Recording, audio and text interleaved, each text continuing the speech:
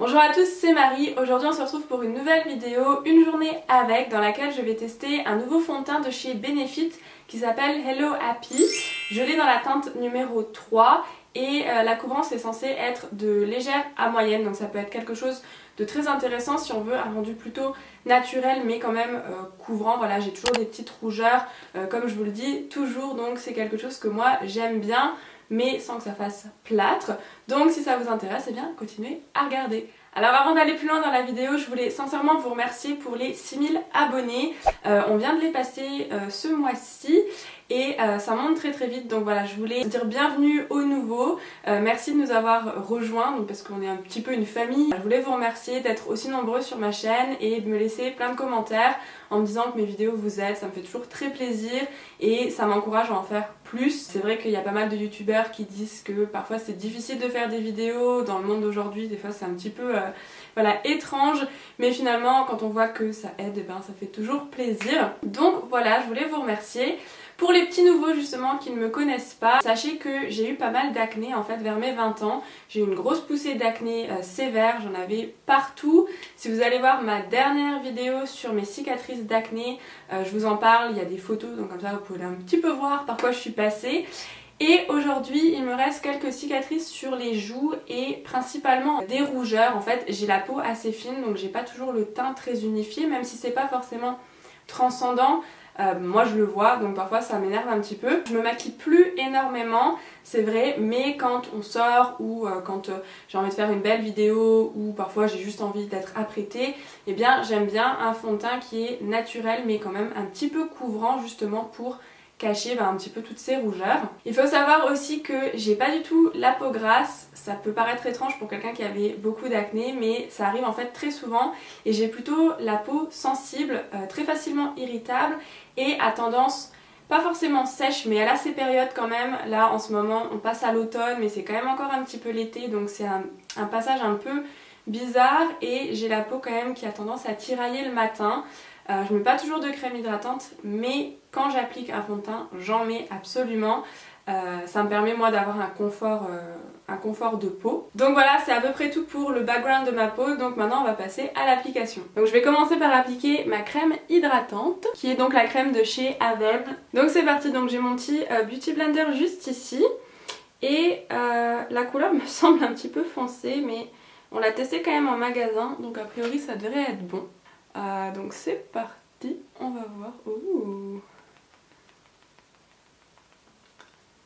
Alors j'ai oublié de préciser qu'il y a un SPF dans ce fond de teint, ce qui peut être très bien pour l'automne justement, parce que ça va vous permettre de continuer de protéger votre peau après l'été, qui peut avoir, en fait la peau peut être sensibilisée après l'été, donc c'est bien de continuer de mettre un SPF. Et puis il y a quand même encore du soleil, faut pas l'oublier. Je vais essayer de poser au doigt plutôt. Il me fait beaucoup penser au Make Up Forever. C'est un fond de teint plutôt liquide, plutôt très liquide même d'ailleurs. Donc il s'applique très facilement. Je vais reculer un petit peu les lumières pour que vous puissiez vous rendre un peu plus compte. Je trouve que c'est très lumineux aujourd'hui. Donc vous voyez, on voit encore les cicatrices, ça cache pas le dénivelé. Par contre au niveau de la couleur, je trouve que ça fait plutôt un bon job. Et en plus ça a l'air d'être un fond de teint qu'on peut, comment on dit en français, sur lequel on peut en rajouter en fait sans que ça fasse gros paquet de plâtre. Donc voilà où on en est après l'application. Je vous montre un petit peu. Pour ma part je pense que c'est plutôt une couvrance moyenne que légère. Franchement, ça a bien unifié mon teint. Ça n'a pas l'air d'être un fond de teint qui marque les zones de sécheresse. J'en ai pas forcément en ce moment, mais sur le nez, j'ai souvent un petit peu des toutes petites peaux sèches qui peuvent vite se voir en appliquant du fond de teint. Et a priori, là, c'est quand même plutôt bien uniforme et smooth, et bien lisse. Pour ce qui est du fini, je dirais que c'est plutôt un fini mat. Donc si vous avez la peau très sèche et un peu terne, c'est peut-être pas forcément un fond de teint qui va vous convenir.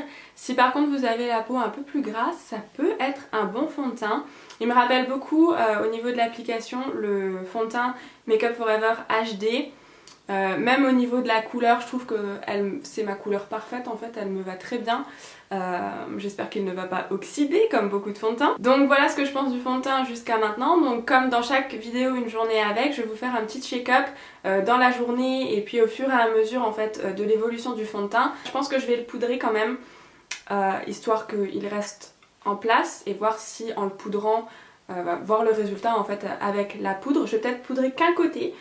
Éventuellement ça peut être pas mal, ça peut permettre de faire un petit peu une comparaison. Si vous n'aimez pas trop la poudre, ça vous permettra de voir si c'est quelque chose qui peut vous convenir. Donc voilà, je vous propose qu'on se retrouve un petit peu plus tard dans la journée. Voilà, donc just kidding, me revoilà 3 secondes après avoir éteint la caméra. Je vois déjà qu'il s'est oxydé un tout petit peu, mais il a tourné un petit peu plus orange. Ça me dérange pas forcément parce qu'on est toujours dans ma teinte. Si j'écarte un peu les lumières, vous allez mieux voir. On est toujours dans ma teinte. Au niveau, vous voyez, de mes bras, on est plutôt bon. Mais voilà, il s'est un petit peu oxydé par rapport au résultat tout de suite après l'application. Donc on va voir ce que ça donne dans la journée, si je vais tourner Oompa Loompa ou pas. Hello, alors nous voilà pour la suite de la vidéo. Donc je me suis mise face à la fenêtre, comme ça vous avez directement la lumière naturelle. Ça vous permet de voir déjà au niveau de la couleur et ça va vous permettre de voir un petit peu plus les détails de manière naturelle. Parce que les lumières artificielles, ça a un petit peu tendance à camoufler les défauts, donc on va quand même être assez honnête dans cette vidéo. Mon avis honnête, c'est que j'aime beaucoup, ça me rappelle beaucoup le fond de teint chez Make Up For Ever HD, je l'ai déjà dit, mais voilà, c'est quelque chose vraiment qui m'est resté.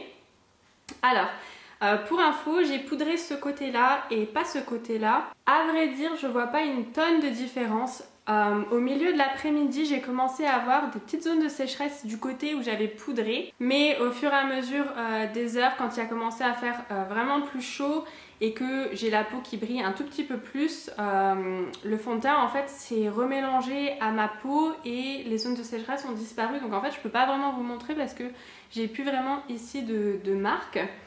Et pour ce qui est de la différence entre les deux côtés, le côté poudré, au niveau ici, on voit moins mes pores. Je sais pas si ça va se voir à la caméra. On voit quand même un petit peu, hein. C'est plus lisse ici que de ce côté-là. Et en fait, au milieu de l'après-midi, j'étais un petit peu partagée parce que du côté poudré, on voyait moins mes pores, mais du coup on voyait mes zones de sécheresse. Et du côté non poudré, on voyait plus mes pores, mais ça avait un côté plus sain en fait. Et du coup j'étais un petit peu partagée. Là maintenant, je dois dire que j'aime beaucoup le rendu des deux côtés. J'ai pas vraiment de côté préféré. Au-delà de ça, j'ai pas de choses majeures à dire. Je pense que c'est un fond de teint qui va convenir plutôt aux peaux grasses qu'aux peaux très sèches, voire sèches. Si vous avez la peau sèche, vous pouvez quand même l'essayer parce que vous voyez, moi, on voyait les zones de sécheresse et puis finalement on les voit plus. Donc je pense que ça peut être un fond de teint qui vous convienne quand même. Alors juste pour info, aujourd'hui il a fait quand même assez chaud, hein. Il a fait environ 27 degrés alors qu'on est en plein mois d'octobre. Et j'ai mis le fond de teint ce matin à 10h et là il est un petit peu plus que 17h. Donc ça fait 7 heures que je porte le fond de teint. Je trouve que le résultat au bout de 7 heures, même pour le côté non poudré, est assez fou. Et donc voilà, après 7 heures, ce que je peux vous dire sur ce fond de teint. Je vous ferai encore un petit check-up un petit peu plus tard pour que vous puissiez avoir mon avis complet, voir si vraiment on peut porter ce fond de teint assez longtemps en fait, parce que quand il va être 20h, ça fera environ 10 heures. Donc je pense que 10 heures, c'est quand même un bon test. En tout cas, pour la barre des 7 heures, pour l'instant, il est plutôt pas mal du tout. Hello, donc on se retrouve pour la suite et fin de cette vidéo, donc pour mes dernières petites remarques sur le fond de teint.